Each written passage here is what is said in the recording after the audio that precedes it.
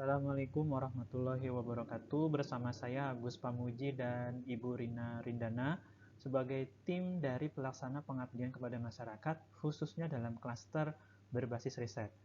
Adapun judul dari pelaksanaan PKM ini adalah Sistem Informasi Konseling sebagai alat bantu konseling siber di Kelurahan Karya Mulia, Kota Cirebon, khususnya di Pondok Pesantren An-Nida.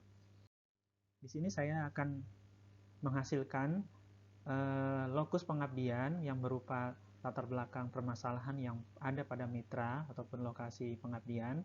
Di antaranya adalah teknik konseling itu masih dilakukan secara tatap muka ataupun konvensional, sehingga ini bisa dirasakan belum bisa efektif oleh konseli. Kemudian dalam pengungkapan permasalahan, terkadang konseli itu sulit untuk mengungkapkan hal-hal yang mendetail kepada konselor.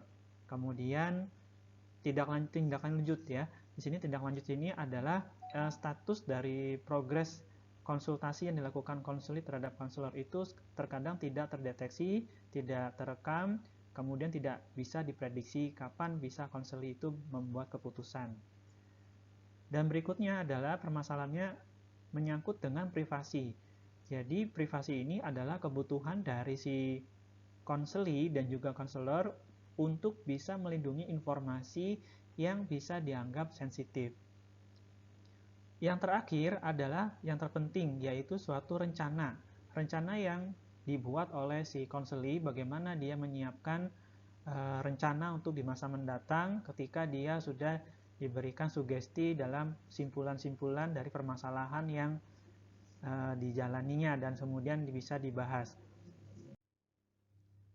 Dalam pengabdian ini, komunitas sasaran program yaitu santriwan dan santriwati yang ada di Pondok Pesantren An-Nida, Kelurahan Karya Mulia, Kota Cirebon. Ini diikuti oleh 7 orang laki-laki dan 16 orang perempuan.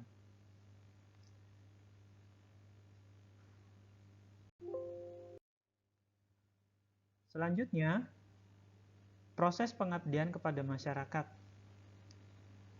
Di sini, proses pengabdian masyarakat ini terutama dalam bidang pengabdian. Bidang pengabdian kami mengambil klaster berbasis riset. Jadi dengan tujuan kami akan melakukan suatu riset secara mikro terhadap dari mitra, yaitu santriwan dan santriwati, bagaimana dia melakukan interaksi dengan sistem informasi konseling. Adapun partisipasi dan pelibatan para pihak, yaitu melibatkan pimpinan pondok pesantren dan juga para santriwan dan santriwati dalam pelaksanaan PKM. Adapun tahapan kegiatan pengabdian kepada masyarakat diawali dengan menganalisis awal dari kebutuhan, apa yang dibutuhkan di pondok pesantren tersebut, kemudian kami melakukan persiapan berupa materi, kemudian bahan-bahan, dan juga sampai pada pelaksanaan. Selanjutnya, kami akan lengkapi dengan observasi dalam pengambilan data, selain juga untuk mengukur evaluasi pelaksanaan PKM. Metode pengabdian kepada masyarakat di sini adalah kami menggunakan metode Participatory Action Research, di sini PAR. Kemudian pertama kami melakukan riset pendahuluan, kemudian inkulturasi, pengorganisasi masyarakat, kemudian rencana tindakan aksi, kemudian tindakan, mengevaluasi sampai dengan pada refleksi. Sehingga dengan metode PAR ini bisa akan menghasilkan terwujudnya transformasi layanan konseling siber. Berikut ini adalah penerapan metode-metode PAR ketika kami melaksanakan PKM. Di antaranya adalah sosialisasi PKM, kemudian pendampingan, yaitu dengan mengenalkan TI kepada santriwan dan santriwati. Langkah ketiga, kami melakukan pelatihan pembuatan 2 kelompok sebagai responden. Kemudian langkah keempat, kami melakukan praktek, yaitu berupa hasil FGD dari beberapa santri. Kemudian langkah kelima, kami mengambil kegiatan pendampingan.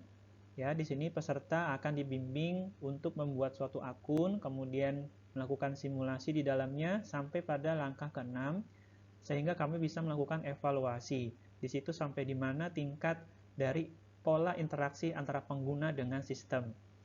Kemudian di langkah ketujuh kami membuat suatu simpulan.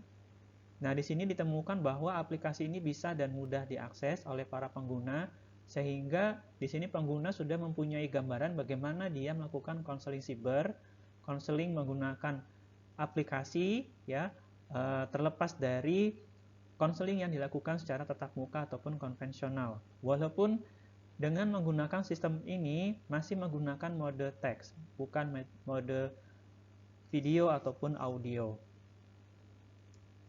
Dan di sini kami akan melihat bahwa partisipasi mitra ketika dalam proses pelaksanaan ini adalah bahwa kami melihat di sini polanya sangat antusias sekali para santriwan ini dalam mengikuti pelaksanaan sosialisasi dan juga simulasi bagaimana mereka membuat atau bisa berinteraksi dengan orang lain melalui aplikasi, dan mereka ini bisa melakukan simulasi memberikan konseling ataupun mereka sebagai konseli yang diberikan layanan konseli. Berikutnya adalah evaluasi pelaksanaan dan keberlanjutan dari sistem informasi konseling. Kami melihat dari hasil observasi kami bahwa partisipasi ini ya sangat penting sekali, bahwa di Ponpes Anida ini sangat antusias sekali ketika dilakukan sosialisasi dan sampai simulasi, dan mereka ingin berusaha berencana ingin melanjutkan kembali karena kebutuhan terhadap dari aplikasi ini digunakan sebagai alat bantu konseling, khususnya dalam konseling siber ataupun konseling maya. Selanjutnya, kami akan melakukan evaluasi dari setiap permasalahan yang terjadi ketika dilakukan sosialisasi dan simulasi. Nanti akan kami hadirkan bagaimana bentuk evaluasi-evaluasi di akhir dari pelaksanaan pengabdian ini. Berikutnya adalah hasil pengabdian kepada masyarakat, yaitu berupa dari awal kondisi subjek dampingan, kemudian proses pendampingan, kemudian sampai pada keberlanjutan program dampingan. Pada kondisi awal subjek dampingan, kami melihat di sini bahwa peserta itu belum mengetahui konsep-konsep konseling yang dilakukan dengan menggunakan aplikasi. Dan mereka hanya mengetahui teknologi informasi ini hanya sebagian, bukan pada sisi yang lain, misalkan pada penerapan khususnya konseling ataupun pembelajaran, walaupun mereka sudah mengetahui satu jenis aplikasi yang mereka gunakan. Kemudian hasil analisisnya adalah rasio kepemilikan gawai atau gadget itu belum sepenuhnya dimiliki oleh para peserta. Jadi ini masih juga dianggap sebagai kelemahan-kelemahan dalam pelaksanaan PKM. Selanjutnya yaitu proses pendampingan. Di sini kami melakukan pendampingan kepada peserta ketika melakukan simulasi. Jadi peserta itu bisa dibagi dua kelompok, satu sebagai konselor, yang satunya lagi adalah konseli. Jadi nanti akan kami tukar kembali dengan mengangkat kasus-kasus tema tertentu. Nanti kami sajikan tema-tema khusus dan mereka bisa melakukan praktek konseling dengan menggunakan aplikasi. Selanjutnya untuk keberlanjutan program, ternyata di sini kami melihat bahwa diperlukan pelatihan, terutama pada teknik-teknik konseling dalam berbasis aplikasi, karena mereka masih terbayang dengan pelaksanaan konseling dengan tatap muka ataupun tradisional, sehingga keberlanjutan ini sangat diperlukan. Berikutnya adalah masalah evaluasi PKM. Evaluasi PKM diawali dengan ketercapaian tujuan sosialisasi dan simulasi, bahwa hampir semuanya adalah pria ini sangat setuju sekali dengan menggunakan aplikasi ini, ya. Kemudian diikuti oleh wanita. Selanjutnya untuk ketercapaian target materi, bahwa dalam materi ini sangat menarik, ya, karena mereka sangat ingin sekali belajar bagaimana cara menggunakan aplikasi ketika melakukan konseling. Kemudian ketercapaian tujuan sosialisasi dan simulasi ini sebenarnya sangat membantu, ya, dari hasil materinya juga menarik, tapi juga sangat membantu dalam hal pekerjaan. Kemudian dari sisi materi, bahwa materi ini sangat menarik dan hampir semuanya orang sangat antusias terhadap sosialisasi dan simulasi yang dilakukan. Baik, demikian. Terima kasih. Wassalamualaikum warahmatullahi wabarakatuh.